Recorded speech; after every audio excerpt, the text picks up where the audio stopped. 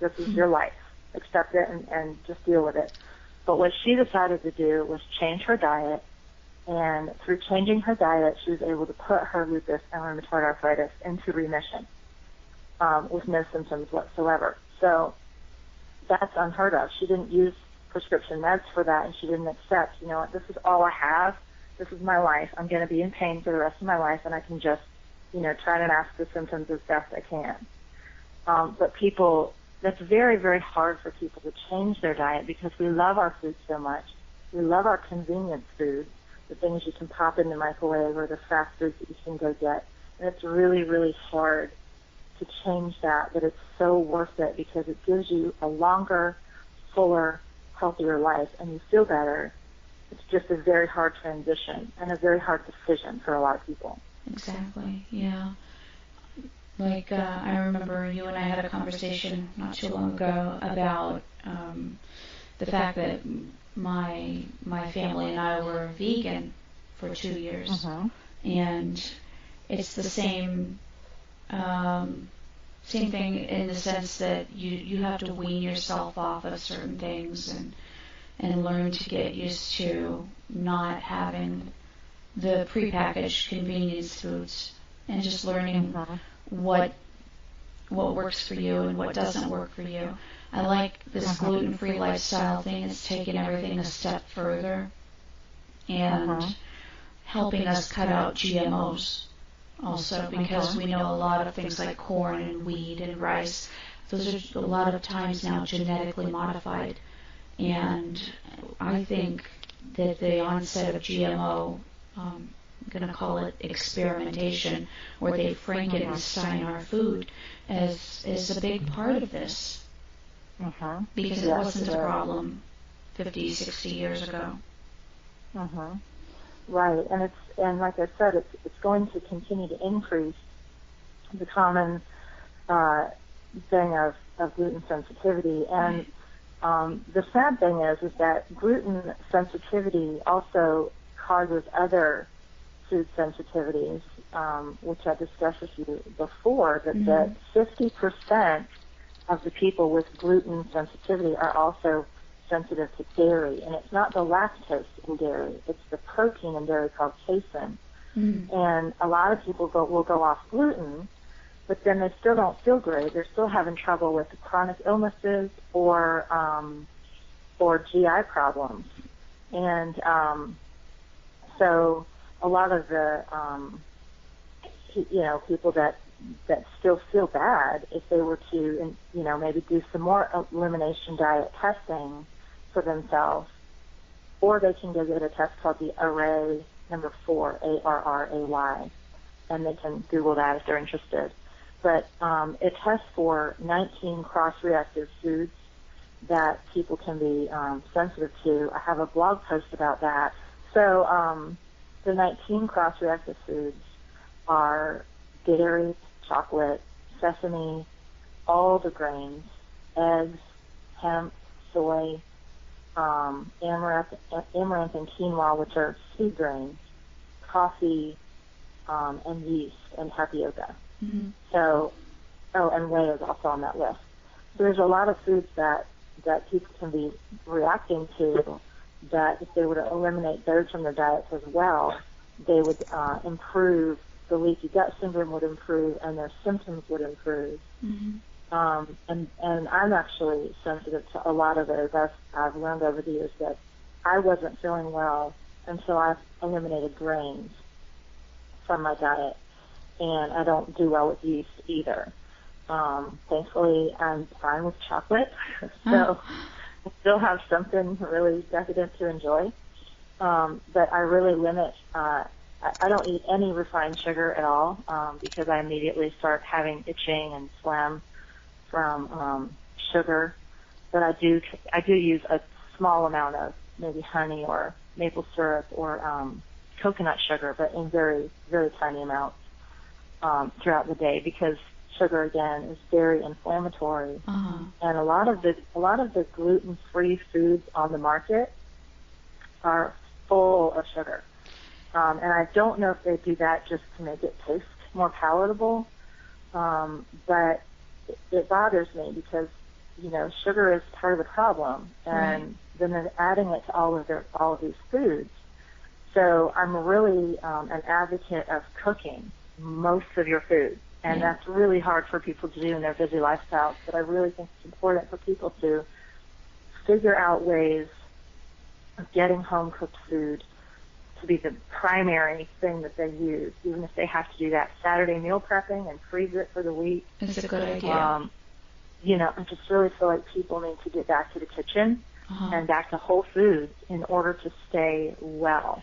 Yeah, because, I've said it before, there have been a lot of times that I've had conversations with friends of mine who flat out tell me, I don't cook. I don't cook for my family, and we wonder why we're so sick as a society. And we know that cancers thrive on sugar. So that's another good reason why to cut out the sugar. Right, that's true. So another thing that I thought would be important to share was the story of how we discovered our firstborn's gluten sensitivity. So she, at age 1, well, even when she was before age 1, she was unable to sleep through the night, and she wasn't a good napper. And, the doctor, the pediatrician, kept encouraging me to do that thing where you just let your baby cry until they fall asleep. And I did try that, but it was excessive. It just wasn't working. So when she began to eat table foods, she began to have this really thick, runny nose that would not go away. And I didn't try Benadryl or things like that, just because of my own experience with side effects. So she was also having loose stools every day. She was only sleeping for 30 minutes per day. That was her nap as an infant. And she was seemed to be in a lot of joint pain. And so when I found out about my sensitivities and I began to research how to deal with these sensitivities, I learned that it's very genetic. So I just kept praying about what to do because her doctor didn't want to test her until she was 5, and he wanted me to put her on Zyrtec until from the age of 1.5 to 5. And I was really uncomfortable with that, and I did a little research on Zyrtec and learned that there are tons of side effects related to Zyrtec, which can be drowsiness, fatigue, dizziness, sore throat, nausea, headaches, stomach pain, behavior changes like anger and aggression, weight gain, fainting, hyperactivity, trouble breathing, and the list goes on and on and on from there. And I just was very uncomfortable with giving that to my baby. I would be too. So, yeah. So I decided when she was 2, right before she turned 2, to remove the gluten, dairy, soy, and eggs out of her diet. And as soon as I did, within 2 weeks, she was sleeping through the night. Her runny nose was cleared up, and she was sleeping for 1.5 hours a day during her nap instead of 30 minutes. And she began to improve tremendously as far as her knees. She used to complain about her knees and ankles hurting, and that went away slowly. And when I told her doctor about that, he said, well, thank you for that diagnosis. We never would have figured that out. And, and she felt so much better that when people would offer her, traditional snacks like goldfish crackers or something, she would say, no, thank you. That'll make my nose runny. Oh.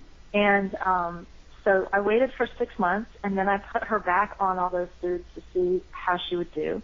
And all of her symptoms came back within a week. Poor baby. Yeah, so it was just a really interesting experience, and that for me was also confirmation that doing an elimination diet can really help you to see for yourself if you feel better or not. That the test may show that you don't have a sensitivity to that, but that's not necessarily 100%. Tests are not 100%.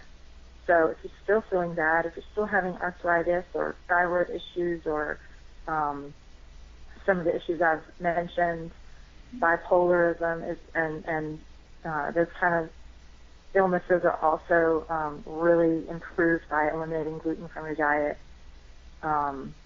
So I just want to encourage people to know that it's okay to do an elimination diet for 30 days and see how you feel. You don't have to rely on your doctor because, like I said, they know a lot, but they can't know everything that needs to be known about every single individual because we're all so complex and our bodies react in such different ways, and we just need to get in tune with our own body and what it likes and what it doesn't like, and then feed yourself the things that make you thrive. Right. What kind of things can we find on your website besides the cookbooks and your history? I know your history is on your website for all of this stuff, how we discovered the gluten sensitivity with your family, but tell us a little bit about what other things we might be able to find on your website. I Can't Eat What. I have over 100 recipes. Okay. A lot of them are paleo. A lot of them are paleo recipes since I'm sensitive to grains.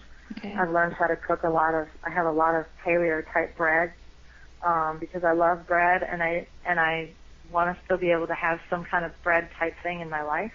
Mm-hmm. So I have a lot of snacks. I have a lot of summertime popsicles and some really good like side dishes, and also we have some blog posts about some health issues that are related to gluten sensitivity. We have a blog post about dairy and how to, what are the symptoms of dairy, and there's a video on there from someone else that we've shared on that blog post. Right. A doctor talking about dairy sensitivity. We also have a blog post about egg sensitivity and what that looks like. We have a blog post about how we were able to treat severe instant constipation without harmful meds. There are a lot of side effects related to Miralax, and it all boils down to just giving our baby a little bit of magnesium in her sippy cup, Mm-hmm. and that just did the trick, and she was totally fine. So we have a blog post about that. We have other interesting, I have a post about MTHFR, which is another new kind of thing in health that my family has tested positive for. So I have a blog post about that. And there's other things too. We have resources as far as, makeup is an issue because gluten is used a lot in makeup. Oh, wow. And my skin is really, really sensitive to different skincare lines.